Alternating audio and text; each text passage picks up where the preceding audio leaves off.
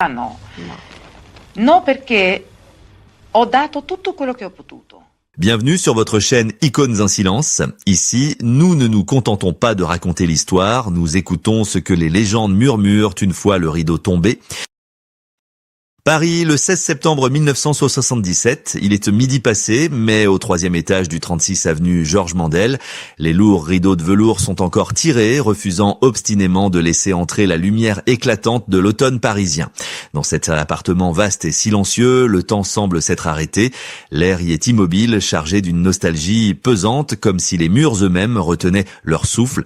C'est ici, dans cette forteresse de solitude, que vit celle que le monde entier a couronnée la Divina. Maria Callas.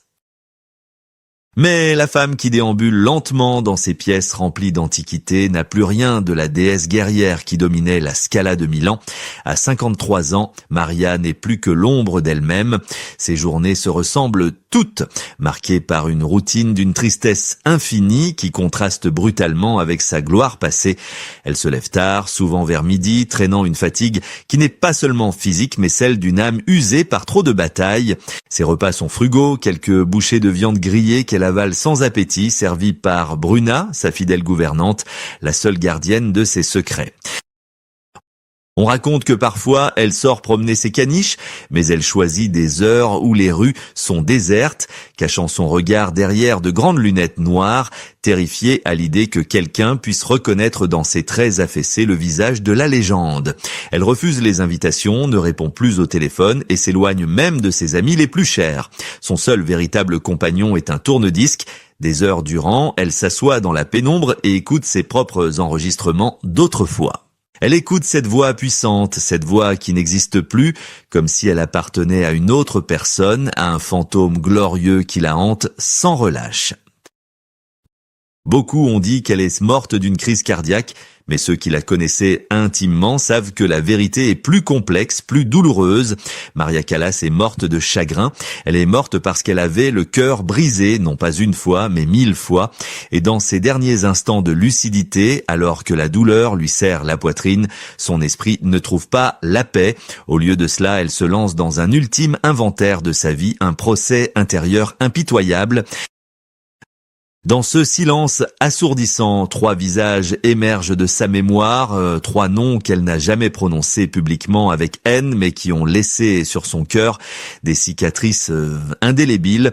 Ce ne sont pas des étrangers, ce sont les piliers de son existence. Il y a celle qui lui a donné la vie, mais a dévoré son innocence. Il y a celui qui a juré de la protéger, mais l'a enfermée dans une cage dorée. Et il y a celui qui, au nom de l'art, l'a humiliée devant le monde entier. Maria partira sans laisser de testament, mais elle emportera avec elle ce verdict secret. Il y a 3 personnes qu'elle ne pourra jamais pardonner. Qui sont-ils vraiment? Pour comprendre pourquoi une telle icône s'éteint dans une telle amertume, il ne suffit pas de regarder la diva sous les projecteurs, il faut oser regarder la petite fille blessée qui se cachait derrière, car avant d'être la Callas, elle était simplement Maria, une enfant qui cherchait désespérément à être aimée. Pour saisir la violence de la chute qui suivra, il faut d'abord oser lever les yeux et mesurer l'altitude vertigineuse du sommet que Maria Callas a conquis. Car la légende ne s'est pas construite en un jour, elle a été sculptée, ciselée dans la douleur et une discipline presque inhumaine. Au début des années 50, Maria n'est pas encore l'icône de mode que l'histoire retient. C'est une jeune femme complexée, pesant plus de 100 kilos, qui se cache derrière des vêtements amples et se sent indigne des héroïnes tragiques qu'elle incarne sur scène. Mais Maria possède une arme secrète, une volonté de fer qui ferait plier l'acier. Entre 1953 et 1954, le monde assiste, stupéfait, à l'une des métamorphoses les plus spectaculaires de l'histoire du spectacle. Animée par le désir brûlant de ressembler physiquement à la fragilité de ses personnages, elle perd près de 40 kilos en un temps record. La chenille devient papillon. Celle que l'on moquait pour son physique devient soudainement la femme la plus élégante du monde, rivalisant de grâce avec Audrey Hepburn, habillée par les plus grands couturiers. Cette transformation n'est pas de la vanité, c'est une exigence artistique totale. Désormais, quand elle chante la tuberculose de Violetta dans La Traviata ou le sacrifice de Norma, son corps tout entier raconte l'histoire et le public est hypnotisé.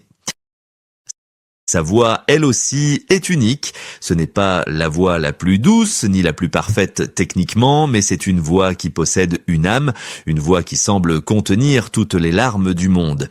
Les critiques parlent d'un timbre qui dérange autant qu'il fascine, capable de passer de la noirceur la plus terrifiante à la douceur la plus céleste. Elle ne se contente pas de chanter des notes, elle déchire le cœur de ceux qui l'écoutent. Et c'est la France, cette terre passionnée, qui va lui offrir l'un de ses plus beaux triomphes. Revenons à cette nuit historique du 19 décembre 1958. Paris est en ébullition, l'Opéra Garnier brille de mille feux pour la grande nuit de l'opéra, un gala qui restera gravé dans les annales. Ce soir-là, c'est bien plus qu'un concert, c'est un couronnement. Dans la salle, l'élite de la nation est présente, le président René Coty, Jean Cocteau et même la jeune Brigitte Bardot. Lorsque Maria apparaît au balcon, drapée dans une étole de vison blanc, une clameur immense s'élève du boulevard. Elle est la reine de Paris. Chaque note qu'elle chante ce soir-là est un baume pour une France qui cherche à rêver.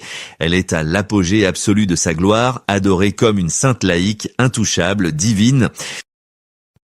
Pourtant, sous les diamants et les flashs aveuglants des photographes, une fissure invisible commence déjà à se dessiner. Ce que le public ignore, c'est que cette perfection est un fardeau écrasant.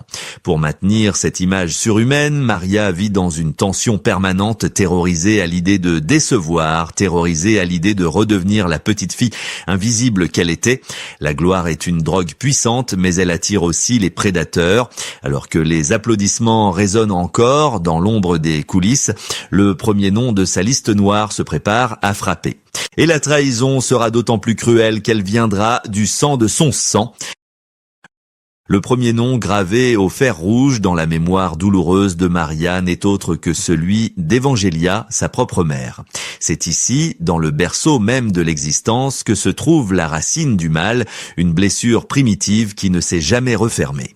Loin de l'image d'Épinal de la mère protectrice et aimante, Evangelia a été le premier architecte de la souffrance de sa fille et sans doute le plus cruel, car on n'attend pas de coup de la part de celle qui vous a donné la vie. Pour comprendre cette rancœur tenace, il faut remonter à l'enfance de Maria. Dans l'intimité de leur foyer, la future diva n'était pas l'enfant chéri ni la princesse de la maison. Ce rôle était réservé à sa sœur aînée, Jackie, considérée comme plus belle, plus mince, plus charmante. Maria, elle, était le vilain petit canard, une enfant rondelette, très myope, maladroite et renfermée, qui grandissait avec la certitude dévastatrice qu'elle n'était pas aimée pour ce qu'elle était. Elle sentait le regard critique de sa mère peser sur elle, une déception silencieuse qui faisait plus mal que des gifles. Tout a changé le jour où Evangelia a découvert le don vocal exceptionnel de sa fille cadette. Mais au lieu de voir un talent fragile à protéger, elle a vu une opportunité, une mine d'or à exploiter pour satisfaire ses propres ambitions sociales frustrées. Dès lors, l'enfance de Maria a pris fin brutalement, fini les jeux, fini l'insouciance des cours de récréation.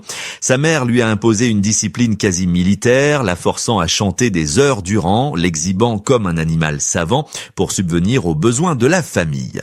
Maria dira plus tard, avec une tristesse infinie qui vous glace le sang, qu'elle n'avait jamais eu de jouets, seulement des partitions et des exigences. On lui a volé le droit d'être une enfant pour la transformer en une petite adulte laborieuse, portant sur ses frêles épaules le poids financier de son foyer. Mais le plus impardonnable pour Maria, ce qui a scellé sa décision de ne jamais pardonner, ne fut pas seulement cette exploitation précoce, ce fut la trahison qui suivit la gloire. Des années plus tard, alors que Maria était devenue une star mondiale et espérait peut-être naïvement gagner enfin l'affection maternelle par sa réussite, elle ne reçut en retour que cupidité et froideur. Evangelia n'est pas revenue vers sa fille pour lui dire « je t'aime », mais pour lui présenter la facture. Les archives et les témoins racontent une guerre froide terrible. La mère n'a pas hésité à utiliser la célébrité de sa fille contre elle, vendant des histoires intimes, déformées et cruelles à la presse à scandale pour quelques billets. Elle a écrit un livre pour justifier ses actions et peindre sa fille comme une ingrate, tentant de détruire l'image que Maria avait mis tant d'années et de larmes à construire. C'est cette instrumentalisation, ce chantage affectif permanent où l'amour était conditionné par l'argent, qui a poussé Maria à commettre l'acte le plus difficile pour une fille, rompre définitivement les liens. Elle a choisi l'orphelinat du cœur plutôt que de continuer à être la proie de sa propre mère. Pourtant, si la mère a volé l'innocence de l'enfant, le destin réservait à Maria une épreuve encore plus sournoise. Elle pensait trouver refuge et protection dans les bras d'un homme mûr, un chevalier servant, qui la sauverait de cette solitude affective. Elle ne se doutait pas qu'elle allait signer un nouveau pacte faustien, non plus avec sa famille, mais avec un homme qui allait tragiquement confondre l'amour avec la possession. Le deuxième nom qui figure sur cette liste secrète est celui de Giovanni Meneghini. Si la mère avait trahi le passé, cet homme a confisqué le présent de Maria. Lorsqu'elle rencontre cet industriel italien de près de 30 ans, son aîné, Maria est une jeune femme vulnérable qui cherche désespérément à fuir l'emprise toxique de sa famille. Elle croit voir en lui un sauveur, une figure paternelle rassurante, un homme mûr qui la protégerait des loups. Elle se jette dans ce mariage avec la foi aveugle d'une naufragée qui aperçoit enfin la terre ferme, persuadée qu'elle va enfin pouvoir poser ses valises et être aimée pour la femme qu'elle est et non pour la voix qu'elle possède. Mais la tragédie de cette union réside dans un malentendu cruel et fondamental. Alors que Maria cherchait un mari et un foyer, Meneghini, lui, a vu en elle l'investissement du siècle. Très vite, l'époux aimant s'est effacé pour laisser place à l'impresario redoutable. Il a pris le contrôle total de son existence, gérant sa carrière avec une froideur de comptable. Sous sa tutelle, Maria est devenue une machine à produire de la richesse. Il acceptait des contrats aux quatre coins du monde, enchaînant les représentations à un rythme infernal sans se soucier de l'épuisement physique et mental qui commençait à ronger cet instrument si fragile. Pour lui, le repos était une perte d'argent. La vie de Maria s'est transformée en une prison dorée dont Meneghini détenait les seules clés. Les détails de cette emprise sont glaçants. On raconte que la femme la plus célèbre de la planète ne possédait pas un sou en poche. Elle devait demander à son mari l'autorisation pour la moindre dépense personnelle, pour acheter une robe ou un simple café. Il contrôlait tout, de ses fréquentations à son apparence, l'exhibant lors des dîners mondains couvertes de bijoux, non pas pour la sublimer, mais pour montrer au monde la valeur de sa possession. Il avait fait d'elle un trophée vivant, une poupée de luxe qu'on remonte pour qu'elle chante et qu'on range dans sa boîte une fois le spectacle terminé. L'illusion de l'amour s'est définitivement brisée au moment de leur séparation. La fin de leur histoire a révélé la véritable nature de cet attachement. Lors du divorce, Meneghini ne s'est pas battu pour reconquérir le cœur de sa femme. Il ne s'est pas battu pour sauver leur amour. Il s'est battu avec une férocité inouïe pour conserver sa part du butin, pour garder le contrôle sur la fortune que Maria avait amassée à la sueur de son front et au prix de sa santé. Maria s'est sentie humiliée, réduite à l'état de marchandise. Elle a compris trop tard qu'elle avait échangé la tyrannie de sa mère contre la cupidité de son mari. Pourtant, malgré cette double trahison familiale et conjugale, il restait à Maria un dernier sanctuaire, un dernier endroit où elle se sentait reine, puissante et intouchable. La scène, c'était son royaume, le seul lieu où elle dictait sa loi, mais c'était sans compter sur la cruauté impitoyable du monde du spectacle et sur un homme de pouvoir qui l'attendait dans l'ombre pour lui porter le coup de grâce professionnel. Le troisième et dernier nom qui hante les nuits solitaires de Maria Callas n'est pas celui d'un amant, mais celui d'un homme qui incarnait à lui seul la froideur impitoyable de l'industrie du spectacle, Rudolph Bing, le tout-puissant directeur du Metropolitan Opera de New York. Si sa mère avait blessé l'enfant et son mari, la femme, Rudolph Bing, lui, a tenté de briser l'artiste. Il est le visage de ce système qui n'accepte le génie que lorsqu'il est docile, rentable et soumis. L'année 1958 restera gravée comme l'année noire, le début de la fin. Pour comprendre la violence du coup porté par Bing, il faut se rappeler que Maria était déjà à genoux. Quelques mois plus tôt, à Rome, malade et aphone, elle avait dû interrompre une représentation devant le président italien. Le public, impitoyable, l'avait sifflée, la traitant de capriceuse et de traîtresse, ignorant qu'elle souffrait physiquement. À ce moment précis, Maria était une bête blessée, vulnérable, cherchant désespérément un soutien de la part de sa famille artistique. C'est là que Rudolf Bing est entré en scène, non pas avec une main tendue, mais avec un poignard. Au lieu de comprendre que sa star était épuisée, il lui a imposé un ultimatum brutal concernant le choix de ses rôles pour la saison suivante, exigeant qu'elle chante des répertoires qui ne convenaient plus à sa voix fragilisée. Maria a refusé, non par arrogance, mais par intégrité artistique pour protéger ce qui lui restait de son instrument. La réponse de Bing fut d'une violence inouïe. Il ne l'a pas convoqué dans son bureau pour discuter. Il lui a envoyé un télégramme glacial rendu public à la presse du monde entier avant même qu'elle ne puisse le lire, annonçant son licenciement immédiat du Met. L'humiliation fut totale. Il l'a qualifiée publiquement de tigresse capricieuse, réduisant ses exigences artistiques légitimes à de simples colères de diva gâtée. Il a terni sa réputation professionnelle à jamais, envoyant un message dévastateur au monde. Même la plus grande voix du siècle n'est qu'une employée remplaçable, un produit que l'on jette dès qu'il cesse d'être performant. Dans le silence de son appartement parisien, des années plus tard, la blessure est toujours vive. Ce que Maria ne pardonne pas à cet homme, et à travers lui à toute l'industrie, ce n'est pas le licenciement en soi, c'est l'ingratitude. Elle qui avait chanté malade, elle qui avait tout sacrifié, sa santé et sa vie privée, pour la gloire des théâtres, s'est vue traitée comme une domestique renvoyée pour faute grave. C'est dans ces moments de lucidité, face à son propre reflet dans le miroir, que Maria brise enfin le silence intérieur. Elle réalise que sa chute n'était pas seulement due au destin, mais à la cruauté de ceux qui l'ont entourée. Elle comprend qu'elle a passé sa vie à essayer de satisfaire les exigences impossibles de sa mère, de son mari et de ses directeurs, en oubliant la seule personne qui comptait vraiment, elle-même. Mais maintenant que le rideau est tombé et que la salle est vide, il reste une dernière question, la plus importante de toutes, celle qui résonne comme un avertissement pour nous tous. L'histoire de Maria Callas dépasse de loin le simple cadre d'une biographie de star ou d'une tragédie grecque moderne. Elle est un miroir tendu vers nous et vers une industrie du spectacle qui, trop souvent, broie ceux qu'elle prétend adorer. Au terme de ce voyage, une vérité douloureuse éclate. Maria Callas a passé sa vie à offrir sa voix au monde, à déchirer son âme sur scène pour notre plaisir. Mais le monde, en retour, a oublié d'écouter son cœur. Elle a cherché l'amour absolu, celui d'une mère, d'un époux, d'un public, mais elle n'a reçu qu'une admiration distante pour son talent et une curiosité malsaine pour ses malheurs. Son destin nous pose des questions qui résonnent encore aujourd'hui avec une force brutale. Combien d'autres artistes, combien d'autres enfants prodiges sont sacrifiés chaque jour sur l'autel de notre divertissement? Sommes-nous prêts à voir l'humain fragile qui tremble derrière le masque de l'icône, ou préférons-nous le confort de l'illusion? Si l'industrie l'avait traité comme une personne et non comme un produit, si sa famille l'avait aimé pour ses faiblesses et non pour sa force, peut-être que la fin de l'histoire aurait été différente.